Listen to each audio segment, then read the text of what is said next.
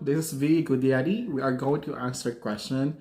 The first question that we have, malaki ba ang kita ng isang virtual assistant? Kita po ng isang pagiging virtual assistant ay nakadepende po sa sipag or effort, experience, at sa kanyang mga skills. Pero may tatawag po tayo na tatlong uri or level ng mga virtual assistant. We have the entry level, mid-level, and expert level. Pag sinabi nating entry level ng virtual assistant, ito talaga yung wala pang experience at all. May skills na siya, pero wala pa siya nakuha experience as virtual assistant. So, pwedeng ikaw ay isang banker, ikaw ay isang customer service representative, yun yung skills na meron ka right now, pero wala ka pang experience na nakukuha as virtual assistant. Kapag mga entry level, normally, ang nakukuha yung sahod dyan is around or maglalaro yan between 20,000 to 30,000. Kapag sinabi naman natin mid-level, may experience ka na at nade-develop na rin yung skills mo. Hindi ka na lang customer service representative, kaya mo na rin mag-email management or kaya mo na rin mag-admin support. So, lalaki din ang sahod mo kapag ganyan. So, aabot na siguro yan from 30,000 to 40,000.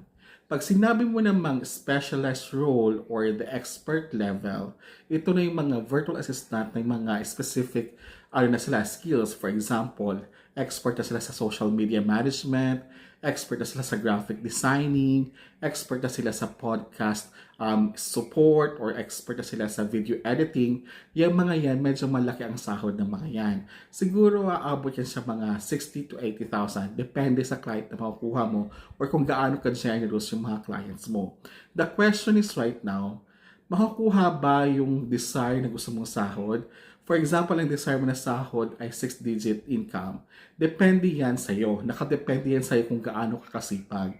Kung gusto mo minsan kasi maraming mga virtual assistant na hindi lang yung isang client nila. Kumbaga, hinahati-hati nila yung oras nila sa buong 24 hours. Marami silang client na nakukuha. Depende din sa skills nila.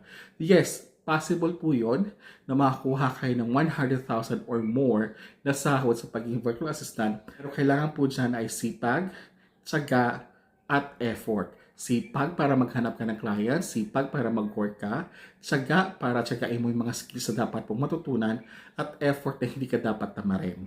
Okay? Pero, ito lang masasabi ko din sa mga baguhan or gusto mag-virtual assistant, kapag may nag-offer sa inyo na too good to be true na rate, for example, sabihin sa'yo, you are going to start like $50 per hour. It is really too good to be true. Scam po yan. Normally kasi right now, nakikita ko so far sa mga offers, kapag entry level, normal na yung $3 per hour ang ino-offer nila. So far, wala namang mababa yata ng $3. So, naglalaro yan sa entry level, $3, $4. Kapag sa mid-level, nasa $10, $12, mga ganyan.